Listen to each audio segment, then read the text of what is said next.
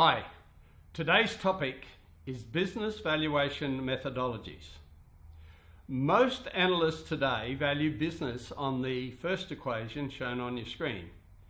And in fact, I would estimate that the usage would be in the order of 95% plus, which is alarming. And we aim to show you why. There are other methods, of course, but their use is limited. Valuation is about dealing with numbers you can prove. If you can't prove them, then don't use them. The current methodology that's used is the one above, and it is unprovable, and I'm about to show you why. Then the second methodology is provable. It separates the tangible assets from the intangible, and it simply means that all components of a business are examined and valued. Now, one other thing that I would like to say, and that the new method is simply the inverse of the old method. So why use it?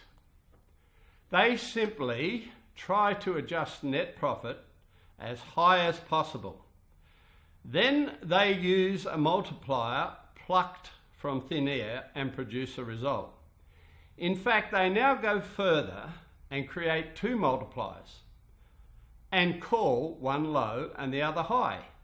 And they settle for a result somewhere in between, as if this would improve their valuation. The fact that they use two means that they are not sure. In other words, they think there's two market values, not one. Always challenge their multiplier. Sooner or later, they will have to dive for cover. But ask yourself, what happened to the tangible assets?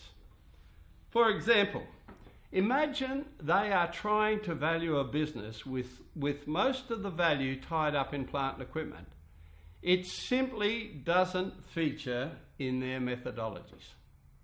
Now we are going to show you why the old method is flawed and no longer valid, acceptable, or applicable. The new method is provable, faster, and more reliable. But first, the old method.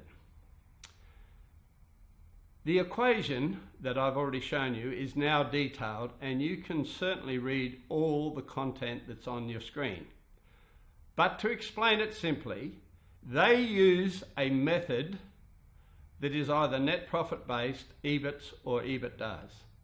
Now, the whole reason that that should never be used, and if you see it in a report, means that they have not gone to the market to get their information. They simply use a figure that someone has manufactured. Then they seek to compound their problem by choosing a multiplier that they put in their report, which they'll say is 2 times, 2.5 times, 3 times, 4 times.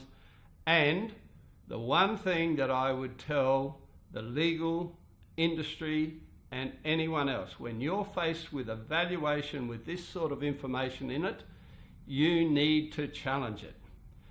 And then they produce a result. The result, I believe, is flawed. So now let's go to the new method. The new method of valuing business uses the most provable figure in the world. In other words, turnover. You can prove turnover through source documents, e.g. bank statements.